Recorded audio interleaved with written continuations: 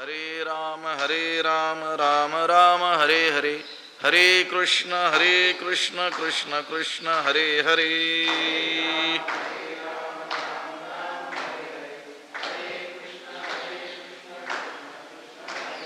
पुंडलीकवरदा हरि विठ्ठल श्री ज्ञानदेव तुकाराम, पंढरीनाथ भगवान की जय, माऊली ज्ञानेश्वर महाराज की जय, जगद्गुरु तुकाराम महाराज की जय। धूमेनाव्रियते वह्निर् यथादर्शो मलेन च, यथोल्बेनावृतो गर्भस् तथा तेनेदमावृतम्। नमामि सद्गुरुं शान्तं सच्चिदानन्दविग्रहं, पूर्णब्रह्मपरानन्दमीशमालन्दिवल्लभम्। नमो सद्गुरु तुकया ज्ञानदीपा, नमो सद्गुरु सच्चिदानन्दरूपा, नमो सद्गुरु भक्तकल्याणमूर्ति, नमो सद्गुरु भास्करा पूर्णकीर्ति। अखण्डमण्डलाकारं व्याप्तं येन चराचरं, तत्पदं दर्शितं येन तस्मै श्रीगुरवे नमः। जयांचे किलिया स्मरण, होय सकळ विद्यांचे अधिकरण, तेची वंदू श्रीचरण श्री गुरूंचे, ते नमस्कारो नियाता। धूमेनाव्रियते वह्निर् यथादर्शो मलेन च, यथोल्बेनावृतो गर्भस् तथा तेनेदमावृतम्। ग्रंथराज ज्ञानेश्वरीच्या 3ऱ्या अध्यायाचं चिंतन आपण करतो आहोत आणि या 3ऱ्या अध्यायातील 38व्या क्रमांकाचा हा श्लोक आहे। ह्या श्लोकाचा अन्वय आणि अर्थ एकदा आपण पाहूया। यथा धूमेन वह्निः आव्रियते च मलेन आदर्शः आव्रियते, यथा उल्बेन गर्भः आवृतः तथा तेन इदम आवृतम्। यथा धूमेन वह्निः आव्रियते, यथा म्हणजे ज्याप्रमाणे, धूमेन म्हणजे धुराने, धुराच्या द्वारे, वह्निः म्हणजे अग्नी, आव्रियते आच्छादिला जातो।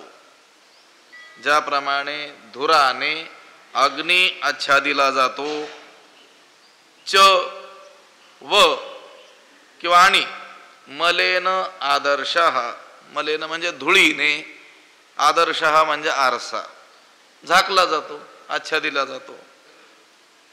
यथा उल्बेन गर्भः आवृतः, ज्याप्रमाणे जरायुने, वारेने, त्या गर्भाच्या खोळीनं गर्भ आच्छादिला जातो, आच्छादिलेला असतो, तथा त्याप्रमाणे तेन इदम आवृतम, तेन म्हणजे त्या कामाने, इदम म्हणजे हे ज्ञान, आवृतम झाकले जातं।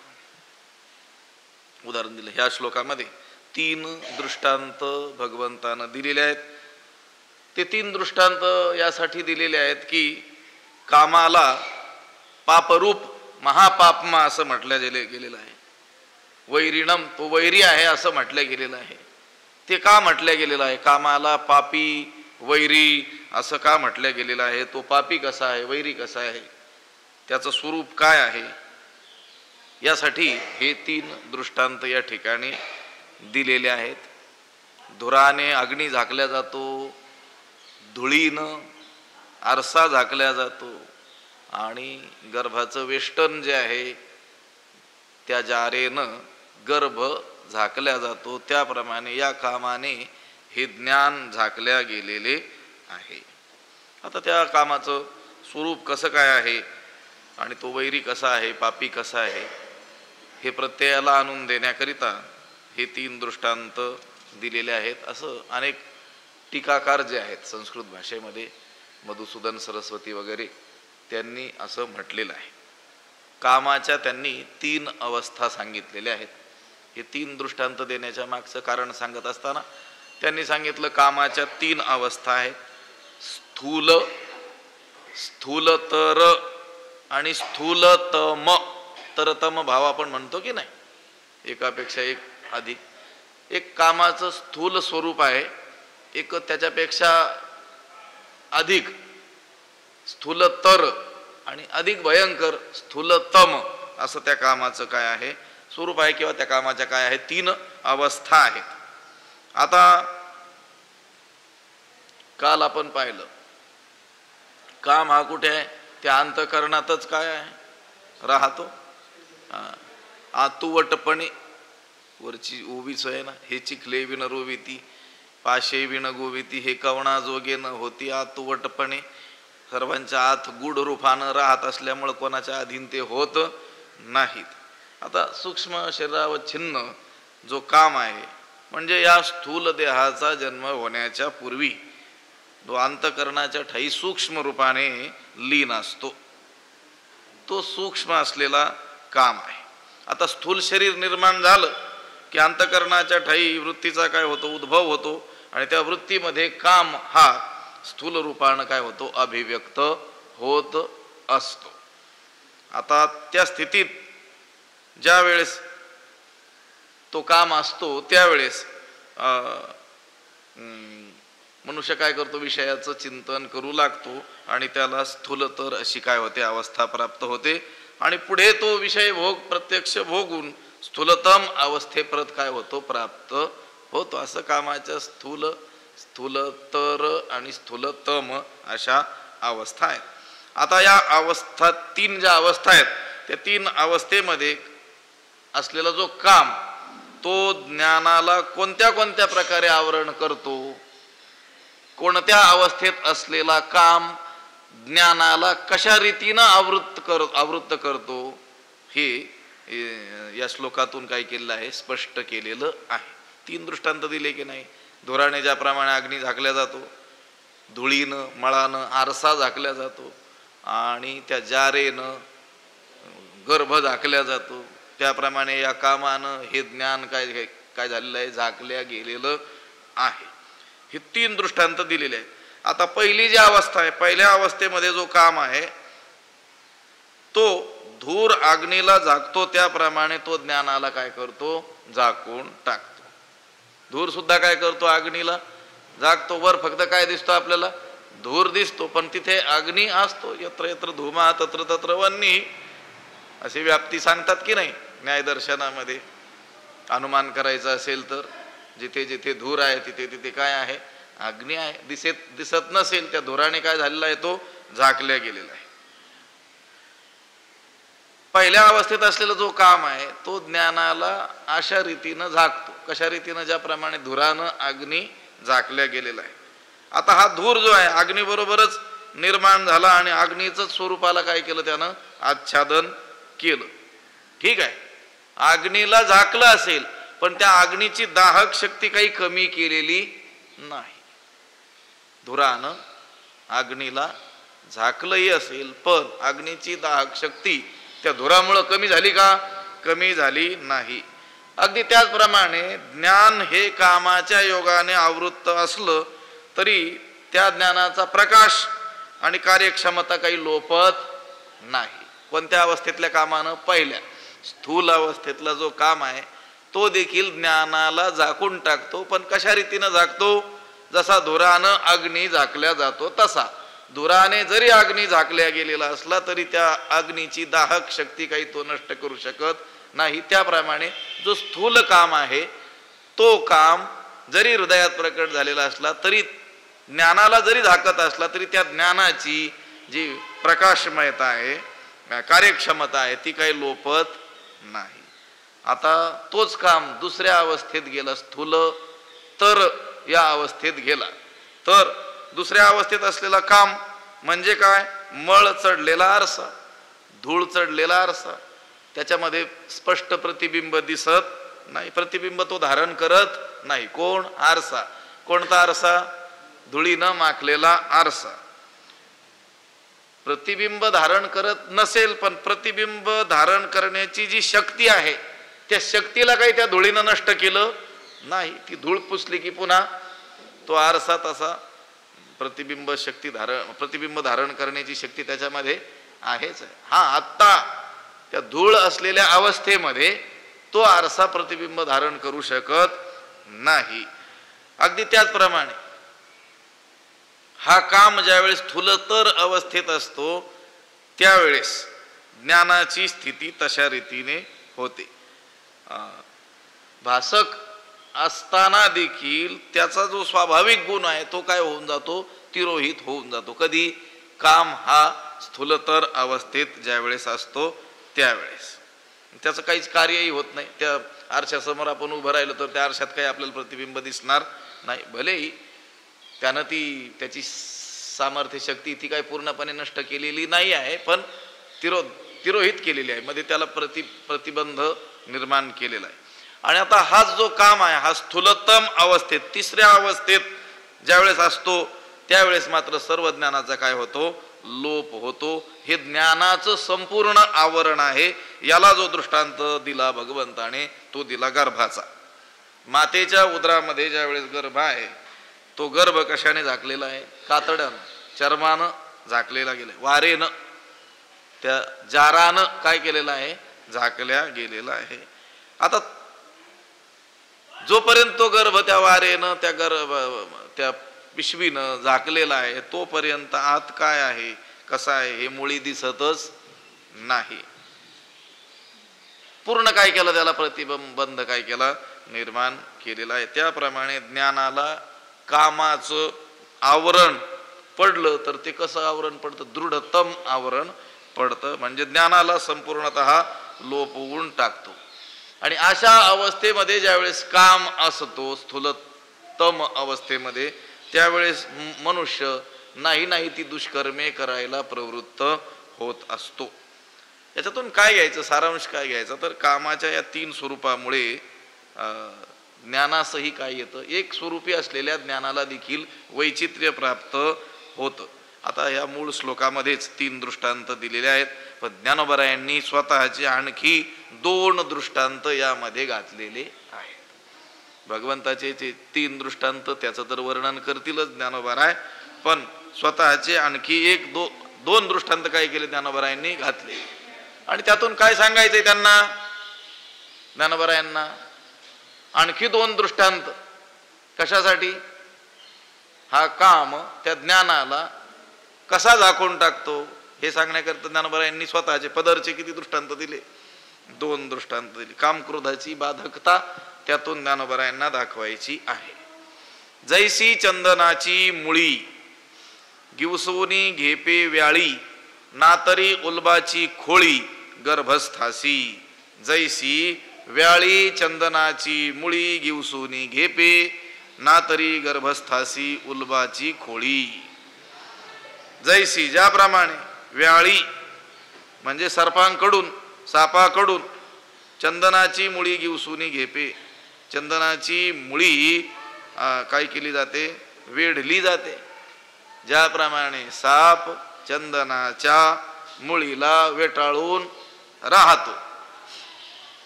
हा दृष्टांत आलाय का श्लोकामध्ये? नाही आला. हा कोणी दिलेला आहे? मग माऊलींनी पदरचा दिलेला आहे. नातरी गर्भस्थासी उलबाची खोळी, किंवा गर्भातील प्राणी जो आहे त्या प्राण्याला ही वारेची खोळ म्हणजे जाराची खोळ काय असते, वेष्टून असते. व्याळी, व्याळी म्हणजे सर्पांकडून. व्याळ शब्दाचा अर्थ आहे सर्प. व्याल संस्कृतमध्ये सर्पाला जे अनेक पर्यायी शब्द आहेत त्याच्यामध्ये व्याल हा काय आहे, शब्द आहे. व्याळी म्हणजे सर्पांकडून. जैसी व्याळी चंदनाची मुळी गिवसुनी घेपे, ज्याप्रमाणे सर्पाकडून चंदनाची मुळी, झाडाचं जे मूळ आहे चंदन, त्याला वेटाळून घेतली जाते. म्हणजे साप काय करतात, चंदनाच्या मुळीला वेटाळ घालून बसत असतात. आता चंदन काय आहे, थंड आहे आणि सुवासिक आहे, त्यामुळे त्याच्या मुळीला साप काय करतात, विळखा घालून बसत असतात. आता चंदनाचे बुड सर्पी जैसे दुवाड, ज्ञानोबराय म्हणतील. चंदनाच्या बुडाला, चंदन अतिशय शीतलता हा गुण आहे त्याच्यामध्ये, आणि सुगंध तर आहेच आहे. चंदन हे सुगंधाच्या बाबतीमध्ये आणि शीतलतेच्या बाबतीमध्ये काय आहे, अतिशय प्रसिद्ध आहे. ना तरी उकलतया सापाचे वेढे, जैसे चंदना खेव देणे घडे. चंदनाचे गावी सर्पाची वसती तुकोबराय म्हणतात. चंदन चांगलं आहे, पण तिथं सर्पांनी काय केलं, वेटाळून त्याला वेटाळा घालून बसलेले आहे. हा दृष्टांत साहित्यिक लोक खूप देतात बरं का. असं व्यंगार्थाने ज्यावेळेस बोलायचं असतं त्यावेळेस हा दृष्टांत बऱ्याच ठिकाणी श्लोकात आलेला आहे. काही सगळं सांगणार नाही मी, फक्त एक थोडंसं निर्देश करून जातो. ते म्हणतात मोठी माणसं बरी असतात हो, पण त्यांच्या जवळची माणसं चांगली नसतात. हे सांगण्याकरता ते हा दृष्टांत देत असतात. चंदन चांगलं आहे, शीतल आहे, सुगंधिता प्रदान करतं, पण त्याच्या बुडाला सर्पांनी वेटाळा घालून वेटाळून बसलेले असतात. श्लोक आहेत, गमतीशीर श्लोक आहेत.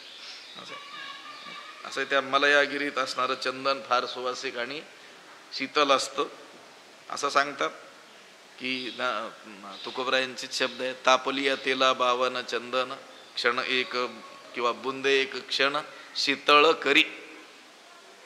एक दुसरं गोडे तेल एक कढईभर उकळवलं आणि आपल्याकडे त्या चंदनाचं जर तेल असेल एक थेंबभर, त्या उकळलेल्या तेलाला क्षणात एक बुंद आणि एका क्षणात काय करतं, शीतळ करतं, थंड करतं. असं त्याचं काय आहे, सामर्थ्य आहे. आणि चंदनाच्या अंगामध्ये सुगंधही आहे. आणि दुसरं एक सामर्थ्य आहे की सभोवतालच्या झाडाला ते काय करतं, चंदन करतं, सुवासित करतं. सर्वांगी सुवास परी तो उगला नर आहे. नाथ महाराज स्वभोवती तरोवर चंदन करीत चीज आहे. त्या वेळूच्या झाडावर फक्त परिणाम होत नाही, बाकीच्या सगळ्या झाडांना ते काय करतं, चंदन करतं. लोक सांगतात त्याच्या आतमध्ये काय असतात, गाठी असतात. आतल्या गाठीचं कोण, ते वेळू असतो म्हणून. असो, चंदनाचं उदाहरण जे दिलं ज्ञानोबरायांनी, त्याच्यामध्ये ज्ञानाचं उपयोगित्व सांगितलेलं आहे. चंदनाचं झाड ज्याप्रमाणे काय आहे, अत्यंत उपयोगी आहे, त्याप्रमाणे ज्ञान काय आहे, उपयोगी आहे. त्या ज्ञानाशिवाय पर्याय आहे का, नाही. आणि त्या चंदनाच्या झाडाच्या बुडाला सर्पांनी वेटाळून ज्याप्रमाणे टाकलेलं असतं असं उदाहरण दिलं तर व्याळी म्हणजे सर्पांकडून, तर ते सर्पाचं सांगत असताना ज्ञानोबरायांना त्या चंदन भले उपयोगी असेल पण त्याची प्राप्ती कठीण आहे. कारण त्याची प्राप्ती करायला गेली त्यांचा सामना करावा लागेल. कोणाची, सर्पाची. त्या सर्पांना तिथून कोण्या रीतीनं ज्याला हटवता येईल त्याला चंदनाची काय होईल, प्राप्ती होईल. त्याचप्रमाणे ज्ञानप्राप्ती ही काही सोपी गोष्ट नाही आहे. त्या ज्ञानप्राप्तीचं काठिण्य देखील ज्ञानोबरायांनी त्या सर्पाचं नाव घेऊन सांगितलं आणि चंदनाचं उदाहरण देऊन काय सांगितलं, त्याचं उपयोगित्व सांगितलं. ज्ञान उपयोगी आहे पण त्याची प्राप्ती काय आहे, कठीण आहे. म्हणून जैसी चंदनाची मुळी गिव सोनी घेपे व्याळी, ज्याप्रमाणे सर्प चंदनाच्या मुळीला वेढून टाकतात हे उदाहरण दिलं. ना तरी उल्बाची खोळी गर्भस्थासी.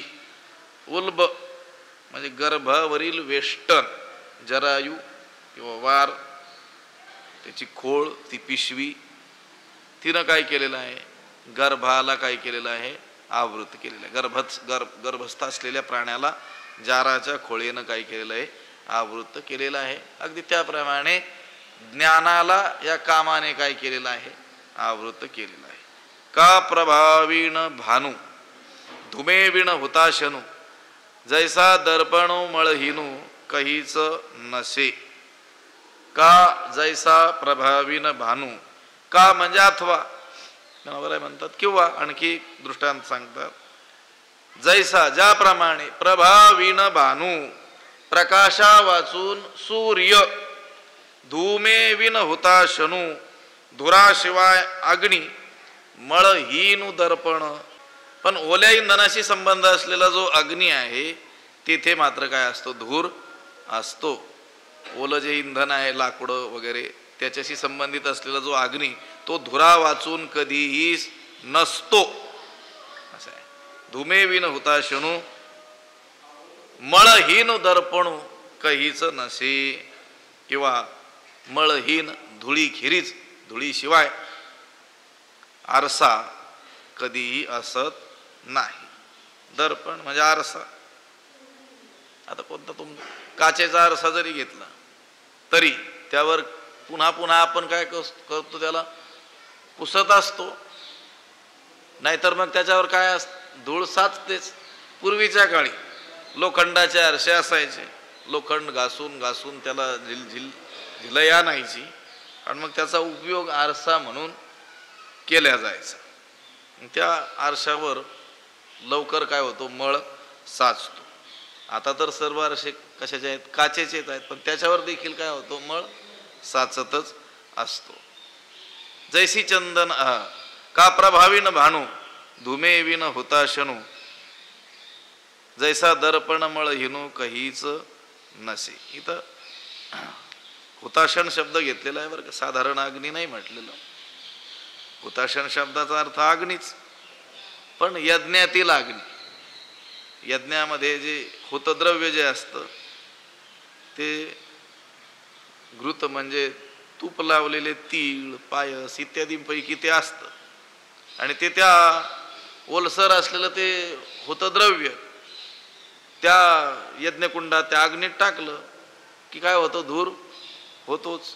धुरा वाचून तो अग्नी कधीच राहू शकत नाही, म्हणून हुताशनु हा शब्द घेतला. केवळ सामान्य अग्नी शब्द काही वापरलेला नाही आहे. या श्लोकामध्ये तेवढा आहे, धूमेनाव्रियते वह्नी, केवळ वह्नी शब्द आहे. ज्ञानोबा आहे म्हटले केवळ वह्नी नाही तर कोणता वह्नी, हुताशन, त्या यज्ञकुंडामध्ये असलेला अग्नी, तो काही धुरा वाचून कधी असू शकत नाही. जैसा दर्पण मळ हिनू कहीच नसे, आणि ज्याप्रमाणे धुळीखेरीज आरसा केव्हाही नसतो. हे दृष्टांत दिले ज्ञानोबरायांनी. पदरचे 2 दिलेले आहेत, श्लोकात 3 आलेलेच आहेत. प्रभावीण भाणू आणि चंदनाची मुळी गिवसोनी घेपे व्याळी, हे 2 दृष्टांत ज्ञानोबरायांनी दिलेले आहेत. आणि हे 3 पहिले 5 दृष्टांत. तैसे इही विण एकले आम्ही ज्ञान नाही देखिले, जैसे कोंडे निपा गुंतले बीज निपजे, तैसे इही विण एकले ज्ञान आम्ही देखिले नाही, जैसे बीज कोंडेने गुंतले निपजे. तैसे त्याप्रमाणे ह्या वर सर्व सांगितलेल्या दृष्टांताप्रमाणे इही विण एकले ज्ञान आम्ही देखिले नाही. इही विण ह्यांच्याशिवाय, या कामक्रोधांशिवाय एकले ज्ञान, एकट शुद्ध असलेलं ज्ञान आम्ही देखिले नाही, आम्ही पाहिलेलं नाही. यांच्या वाचून असलेलं, यांचा स्पर्श नसलेलं असं निर्स शुद्ध ज्ञान आम्ही पाहिलेलं नाही.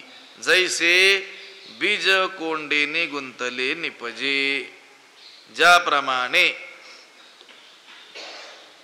बीज म्हणजे धान्याचं बीज, दाणे, ते कोंडेने गुंतले निपजे, कोंड्यानं गुरफटलेले असेच काय होतात, उत्पन्न होतात. बीज कसं उत्पन्न होतं, ते कोंड्यानं काय असतं, आवरण केलेलं, झाकलेलंच असतं. नंतर आपण काय करतो त्याच्यात, भूस बीज एकवट उपनितार आहे घनवट, उडे ते फलकट जाणू आले. ते त्याला मळणी यंत्राच्या माध्यमातून किंवा पूर्वी खळे करायचे, पात त्याच्यावर चालवायचे आणि त्याला काय करायचे, बाजूला करायचे त्या माध्यमातून, आणि नंतर उपणावायचं आणि ते भूस बाजूला जायचं. आणि मग जे राहतं ते घनवट म्हणजे जे कामाचं आहे, सार भाग. पण उत्पन्न होताना ते कसं होतं, त्यांना बरं काय म्हणतात, जैसे कोंडे निपा गुंतले बीज निपजे, जसे कोंड्यानं झाकलेलं बीज काय होत असतं, उत्पन्न होत असत. तैसे इहिविन एकले आम्ही ज्ञान नाही देखिले, त्याप्रमाणे ह्यांच्याशिवाय एकटं असं शुद्ध ज्ञान आम्ही पाहिलं नाही. जैसे कोंडे निपा गुंतले बीज निपजे, बीज धान्याचं दाणे ज्याप्रमाणे साला सकटच काय होतात उत्पन्न होतात. निकणू वाडे धनंजय कनेसी कोंडा, ते कण कोंड्या सहज काय होत असतात, वाढत असतात, उत्पन्न होत असतात. अगदी त्याचप्रमाणे वृत्ती ज्ञानाबरोबरच हे काम क्रोध येत असतात. कारण अंतकरणात हे विकार असतात आणि अंतकरणाचा जो परिणाम त्यालाच अंतकरण वृत्ती किंवा वृत्ती ज्ञान असं म्हणतात. जगामध्ये ज्ञान दिसतं, पण त्या ज्ञानात कामाचं, क्रोधाचं, लोभाचं काय असतं, मिश्रण असतं. त्या ज्ञानामध्ये काही ना काही काय आहे, संमिश्र आहे. काम आहे, क्रोध आहे, लोभ आहे. असं निव्वळ शुद्ध निरस ज्ञान काही दिसून येत नाहीत. तुकोबराय म्हणतात, घरोघरी अवघे झाले ब्रह्मज्ञान, परी मेळवण बहु माझी. सगळीकडे ज्ञान आहे, बोलतात की नाही लोक, ज्ञान चर्चाच आहे, पण ते निव्वळ ज्ञान नाही आहे. त्याच्यामध्ये काही ना काही काम असेल किंवा क्रोध असेल किंवा लोभ असेल, काहीतरी आहे. जेथे पाहे तेथे देखीचा पर्वत, पायाविन भिंत तातडीची. जेथे पाहावं तेथे काय आहे, दिसण्यापुरतच आहे. आपण भाकरी बनवतो की नाही, ज्वारीच्या बनवतो स्वतंत्र, बाजरीची बनवतो, गव्हाची पोळी चपाती ती वेगळी बनवतो. पण ते थालीपीठ जे बनवतात हे बऱ्याच धान्याचं किंवा काय त्याला आणखी नवीन नाव आलेलं आहे, हा हा हा ते सगळे वेगवेगळ्या प्रकारचे धान्य एकत्र करून ते पदार्थ, त्याला काहीतरी नाव आहे, असं ते बनवतो. त्याच्यात कोणता एक प्रकारचं धान्य असतं का, नाही, वेगवेगळे काय असतात, धान्य असतात. 18 धान्याचं कडबोळं असतं ते, लक्षात आलं का. त्याप्रमाणे ज्ञान हे शुद्ध नसून काय आहे, ते थालीपीठासारखं ज्ञान आहे. थालीपीठ ज्ञान म्हणा त्याला. म्हणजे त्यात काम क्रोधादी विकारांचं काय आहे, मिश्रण असतं. नाथ महाराज एका ठिकाणी म्हणतात, पहा, सांगे आन करी आन, सांगतो एक करतो एक. सांगे आन करी आन तेथे कैचे ब्रह्मज्ञान, जेथे वसे धनमान तेथे आत्मज्ञान असे ना.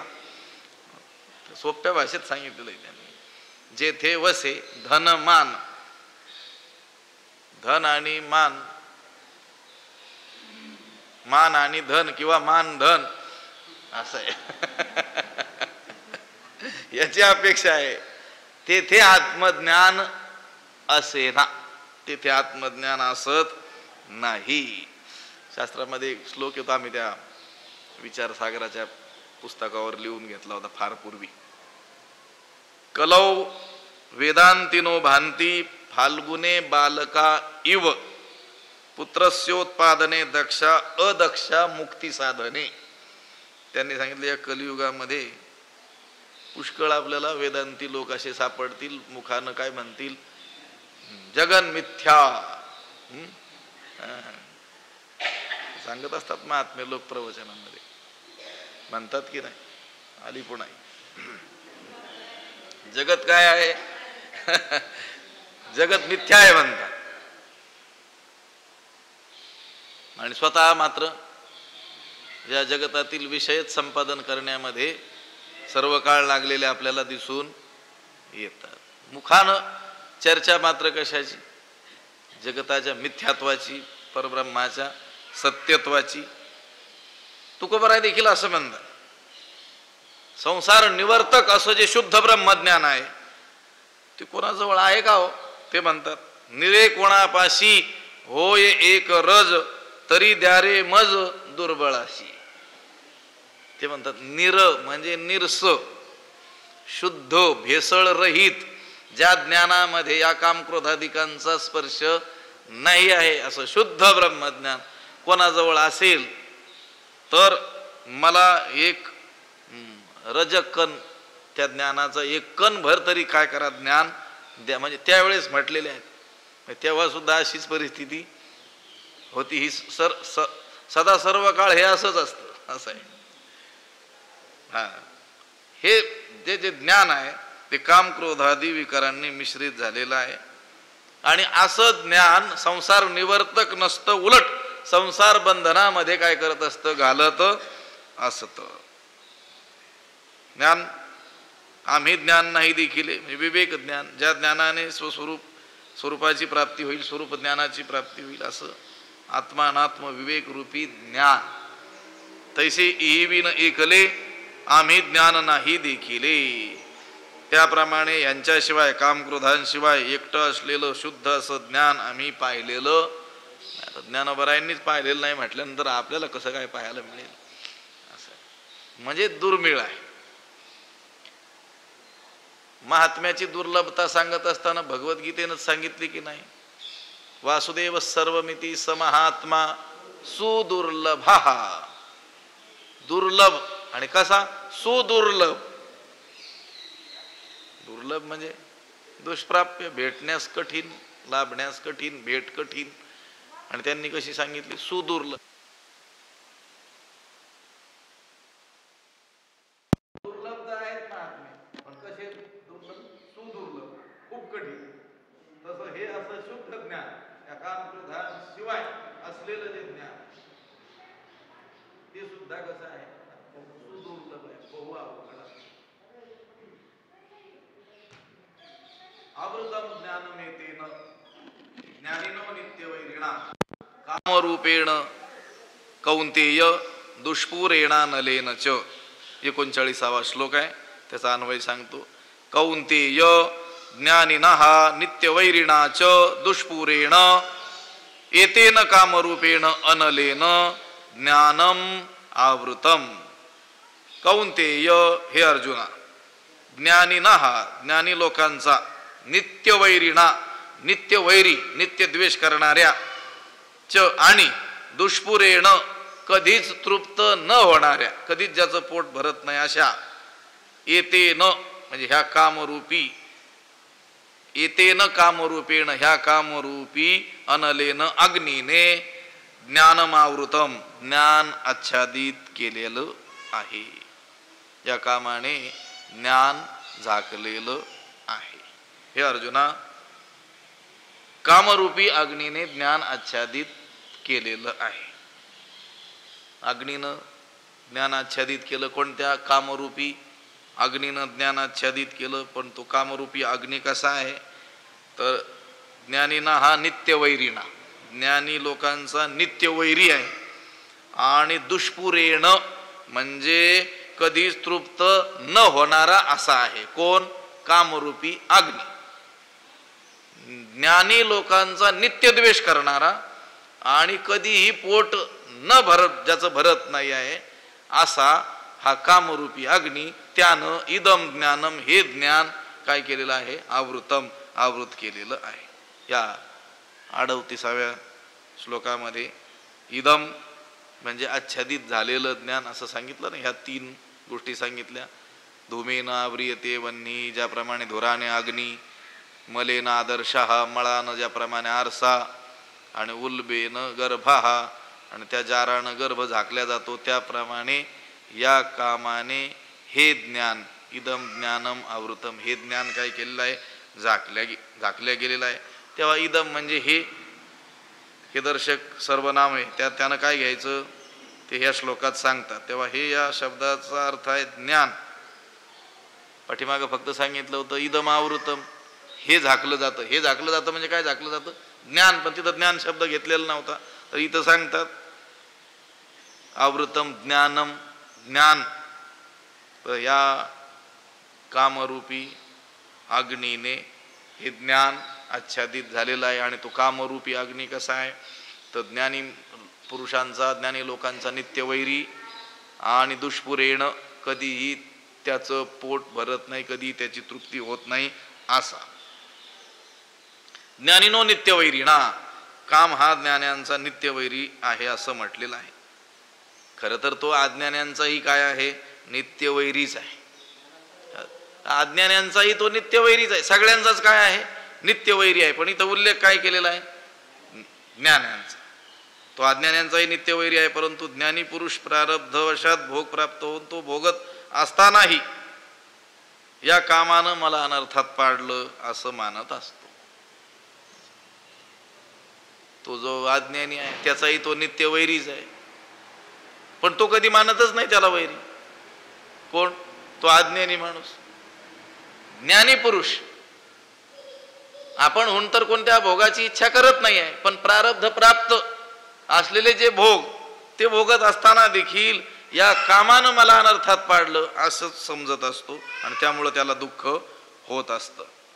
म्हणजे कामाचा दुःखरूप परिणाम होण्यापूर्वीच तो दुःखी कष्टी होत असतो.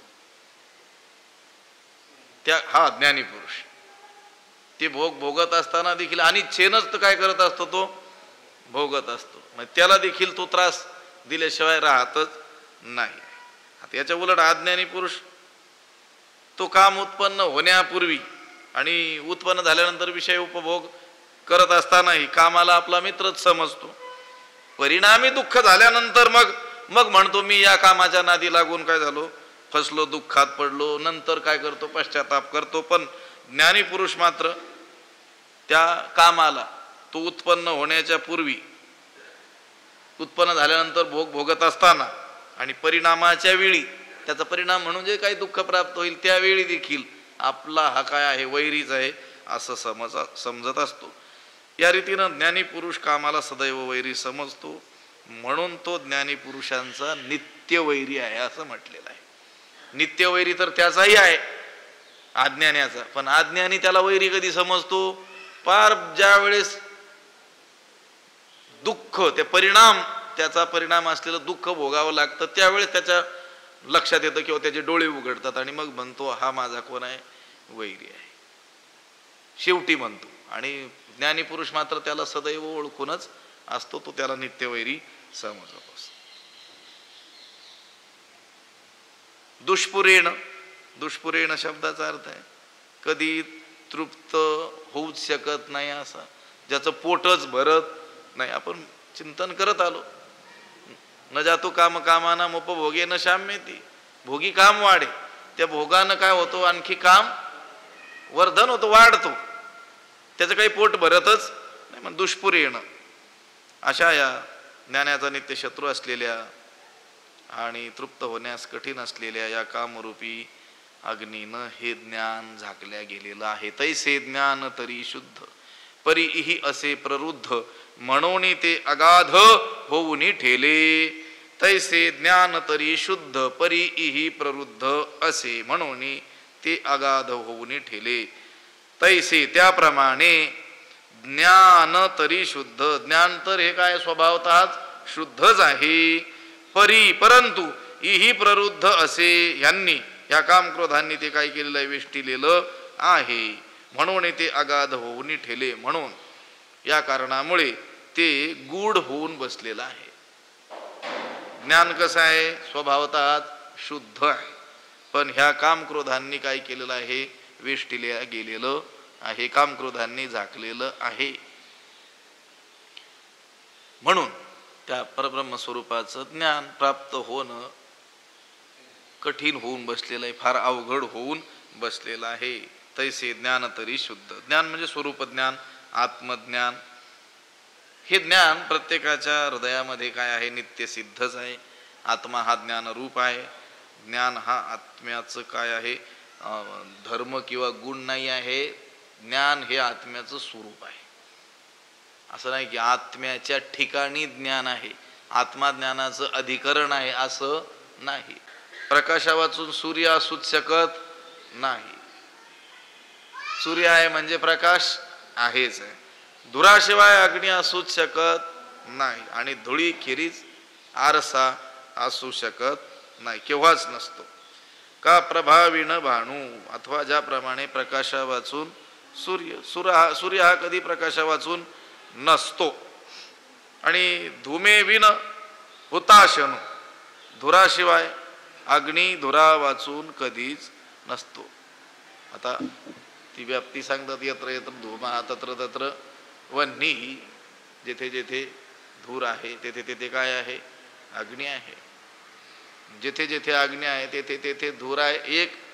एक ठिकाण सोडावं लागेल, तप्त लोखंडाचा गोळा तिथे अग्नी आहे पण धूर दिसत नाही. असो, धुरा वाचूनही तापलेल्या लोखंडामध्ये ज्याप्रमाणे काय असतो, अग्नी असतो. धुमे विन होता कहीच नशे, ही व्यतिरेक व्याप्ती कधी सिद्ध होत नाही.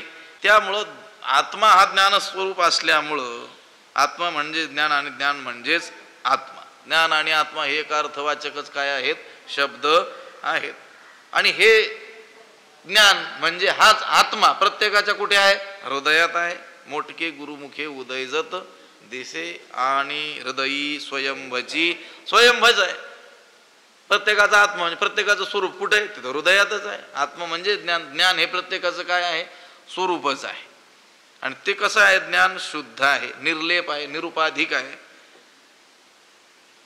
ज्ञान अज्ञान या दोन्ही उपाधिरहित केवळ ज्ञान मात्र असतं ते शुद्ध ज्ञान आहे. असे आपण ज्याला व्यवहारात ज्ञान म्हणतो.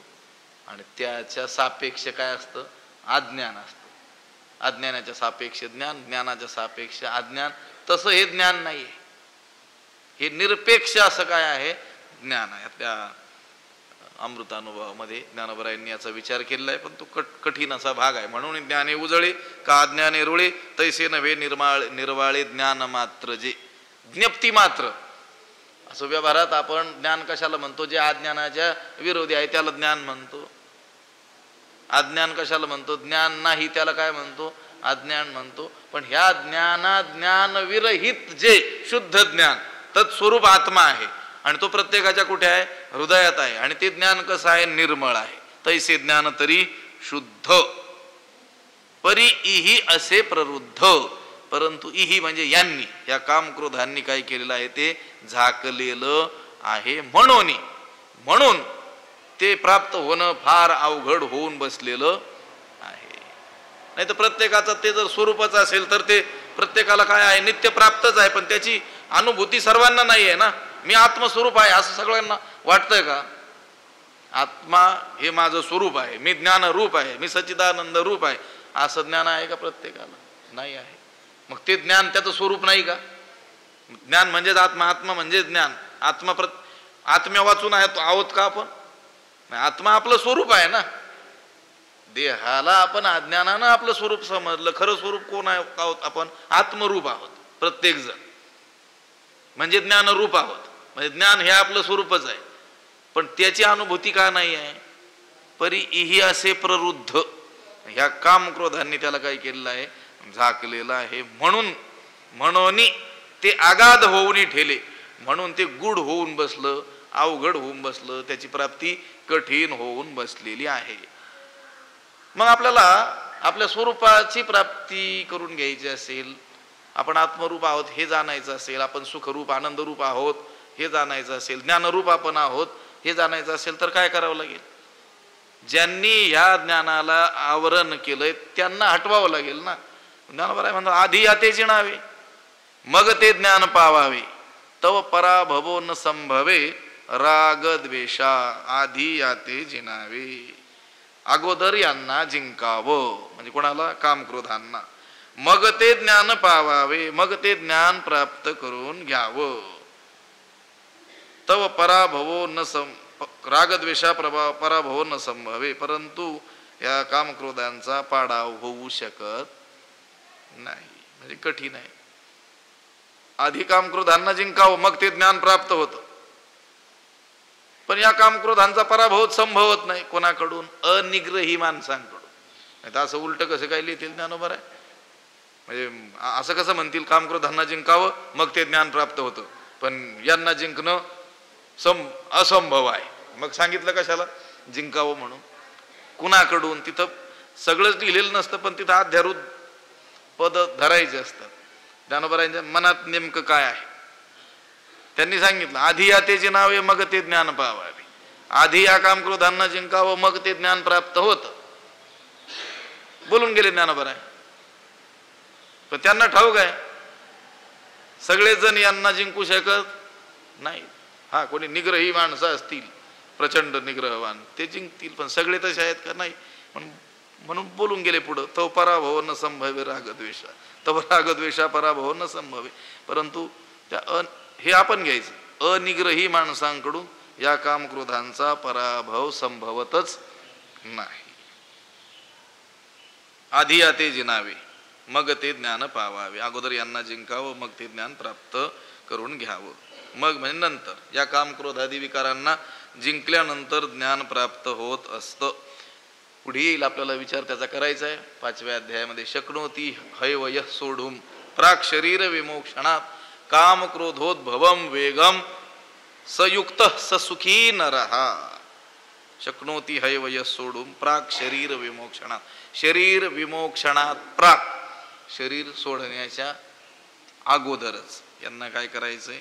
जिंकायचंय. कामक्रोधोद्भवम वेगम, कामक्रोधानं उद्भवलेला जो वेग आहे त्या वेगाला काय करायचे? सारायचे. किंवा जितात्मना प्रशांतस्य परमात्मा समाहितः तया स्वांत कर्ण जिता सकळ कामोपशांता परमात्मा परवता दूरी नाही.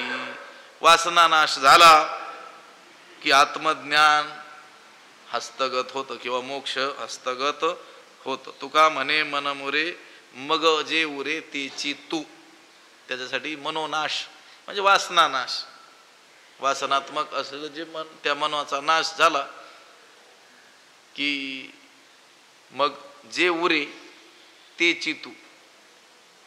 उरला उरे विठ्ठल. मग कोण शिल्लक राहतं? विठ्ठल. विठ्ठल आहेच. यांनी काय केलं? त्याला झाकून टाकलेलं आहे. यदा सर्वे प्रमुच्यन्ते कामायस्य हृदि श्रिताः अथमर्त्यो अमृतो भवत्यत्र ब्रह्म समश्नुते.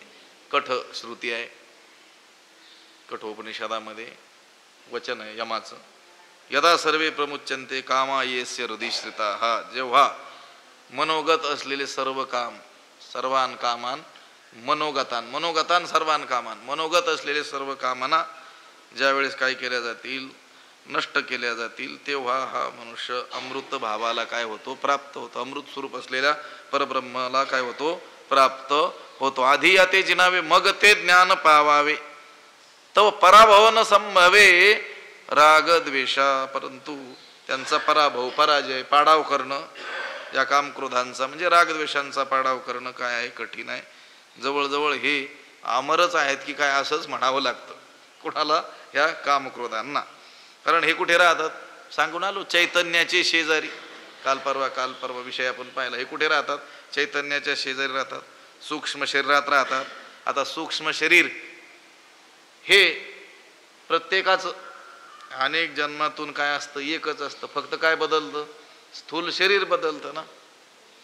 आता हे जे शरीर आहे याच्यामध्ये जे सूक्ष्म शरीर आहे, या देहाचं प्रारब्ध संपलं की दुसरा जो देह प्राप्त होईल म्हणजे काय होईल? शिफ्ट होईल. फक्त इथला सूक्ष्म देह तिथं असं कुत्र्याच्या, गाढवाच्या, घोड्याच्या त्या योनीमध्ये काय होईल? शिफ्ट होईल. फक्त वरचं काय बदलेल? कव्हर बदलतं. हे मोबाईलची नवीन नवीन आवृत्ती आणतात की नाही लोक, काय करतात ते फक्त मोबाईल म्हणजे ऐकणं ना, म्हणजे ऐकण्याची जी सुविधा आहे, फोन लावण्याची जी सुविधा आहे ती काय असणार आहे? एकच असणार. वरची काय? वरचा भाग बदलवतात. जो मुख्य जो मेन आहे तेच असणार आहे. तसं प्रत्येक शरीरामध्ये ते सूक्ष्म शरीर काय आहे? तेच आहे. प्रारब्धानं वरचं कव्हर काय होतं? बदलतं. मग त्या सूक्ष्म शरीरामध्येच कोण असतात? हे काम आणि क्रोध असतात. अनेक जन्मातून हे सूक्ष्म शरीर एकच असतं. म्हणून जवळजवळ तीही काय आहे? अमरच आहे. त्या सूक्ष्म शरीराचा नाश आता कशाने होतो? ब्रह्मज्ञानाने होतो. पण तोपर्यंत ब्रह्मज्ञान होत नाही तोपर्यंत सूक्ष्म शरीर तेच राहणार. वरचं बदलत राहील, हे वरचं कव्हर बदलत राहील, बाकीचं तेच आहे. आता एक कुत्र मांजरं जरी घेतली तरी पाहण्याची शक्ती, ऐकण्याची शक्ती, रसग्रहणाची शक्ती, स्पर्श ज्ञान हे सर्व तेच आहे की नाही? आपल्या इतकं ज्ञान असतं, त्यांना बोलता येत नाही. फक्त त्यांच्या भाषेत बोलायचा प्रयत्न करतात, आपल्याला कळत नाही असं म्हणायचं. म्हणजे आपला आणि त्यांच्यात काही फरक नसतो. आणि ते जे सूक्ष्म शरीर आहे त्या सूक्ष्म शरीरामध्ये हे काम क्रोध राहत असतात. म्हणून त्या काम क्रोधांचा पाडाव करणं कठीण जातं. अहिरावण महिरावण आपण ऐकलोय की नाही पुराणांमध्ये? त्यांना मारणं कठीण का होतं? कारण त्यांना मारायला गेलं, त्यांच्या रक्ताचा थेंब पृथ्वीवर सांडला की त्याच्यातून पुन्हा एक अहिरावण महिरावण जन्माला यायचा. त्यामुळं एक काम जर नष्ट केलं तर त्या कामातून पुन्हा दुसरा काम उत्पन्न होतो. तेव्हा सामान्य माणसांकडून यांचा नाश होणं कठीण आहे. पण त्यांचा नाशच होत नाही असं नाही. परमात्म्याच्या लाभात म्हणजे आत्मज्ञानात त्यांचा नाश होतो आणि ते आत्मज्ञान प्राप्त करून घेण्याचा मार्ग भगवंतानं पुढे सांगितलेला आहे. बुद्ध्या विशुद्धया युक्ता हा पुढे त्याचा उपाय भगवंतानं सांगितलेला आहे. एवढं नाही की बा हे यांचा पराभव संभवतच नाही असं नाही, पण तो पराभव करण्याकरिता तुम्हाला ज्ञान प्राप्त करून घ्यावं लागेल, आत्मज्ञान प्राप्त करून घ्यावं लागेल. त्याचा उपाय भगवंत सांगतील. या ते साधावया लागी जे बळ आणि जे अंगी ते इंधने जैसे आगी सावावो होय. या ते साधावया लागी यांचा नाश करण्याकरिता किंवा यांना जिंकण्याकरिता जे बळ अंगी आणि जे बळ अंगात आणावं, जे सामर्थ्य अंगात आणावं ते आगी जैसे इंधन सावावं होय. ते जे सामर्थ्य यांना जिंकण्याकरिता आपण अंगात आणलं ते सामर्थ्यच अग्नीला ज्याप्रमाणे इंधन काय होतं सहाय्यकच होतं, त्याप्रमाणे आपण यांच्या विरुद्ध जो प्रयत्न करू तो जणू यांना काय होतो सहाय्यकच होतो. या ते साधावया लागी जे बळ आणि जे अंगी. बळ म्हणजे सामर्थ्य. या काम क्रोधांना जिंकण्याकरिता परमार्थातली नाना प्रकारची साधनं जी आहेत तीच म्हणजे जणू काही हे बळ. आणि ते बळ जे आपण संपादन करावं तर या साधनांनी यांचा खरं तर निरोध झाला पाहिजे, पण तसं न होता उलट ते अधिकच काय होतात खवळतात. हे पहा, हठयोगाचं जर आचरण केलं तर ते करीत असताना साधकाला रिद्धिसिद्धींचा काय होतो मध्येच लाभ होतो आणि तो त्यांना बळी पडतो. अंतकरणात कामक्रोधादी विकार उत्पन्न होतात.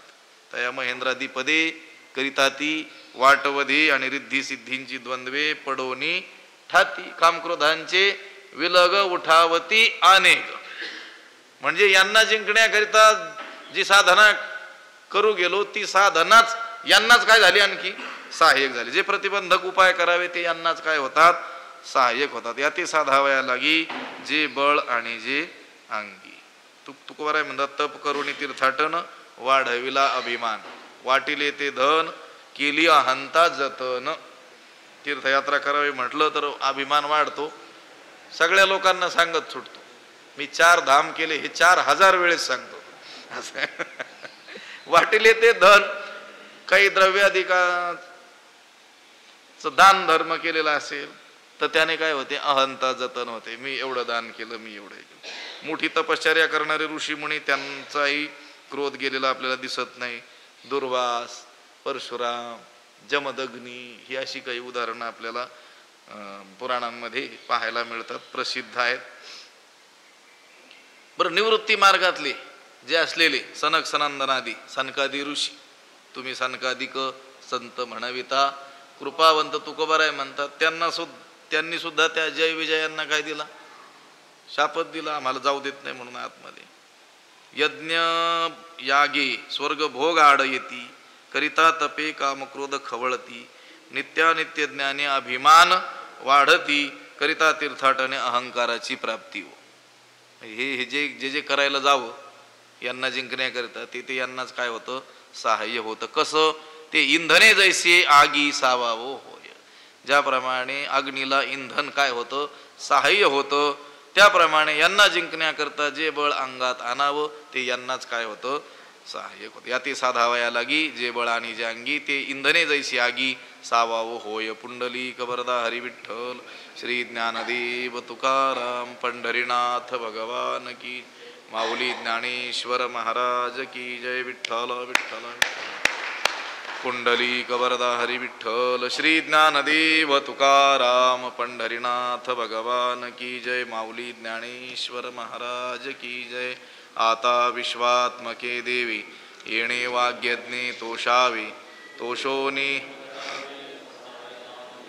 जे खळांची व्यंकटी सांडो तया सत्कर्मी रती वाढो भूता परस्परे पडो मैत्र जीवांचे दुरितांचे जो जे वांछील तो तेला हो प्राणीजात वर्षत सकळ मंगळी ईश्वर निष्ठांची मांदियाळी अनवरत भूमंडळी भेटतो भूता चला कल्पतरूंचे आरव चेतना चिंतामणी चंद्रमे जे अलांछन मार्तंड जे तापहीन ते सर्वही सदा सज्जन सोयरे होतू किंबहुना सर्व सुखी पूर्ण होवणी तिही लोकी आणि ग्रंथोपजीवी विशेषी लोकी ये दृष्टादृष्ट विजय होवावेजी येत विश्वेश्वरावो होईल दान पसावो येणे ज्ञानदेवो सुखिया झाला येणे वरे ज्ञानदेवो सुखिया झाला येणे वरे ज्ञानदेवो सुखिया झाला पुंडरीक वरदा हरी विठ्ठल श्री ज्ञानदेव तुकारा पंढरीनाथ भगवान की जय माऊली ज्ञानेश्वर जगद्गुरु तुकाराम महाराज की जय शांती ब्रह्म एकनाथ महाराज सद्गुरु वंशी महाराज की सद्गुरु जोग महाराज की जय।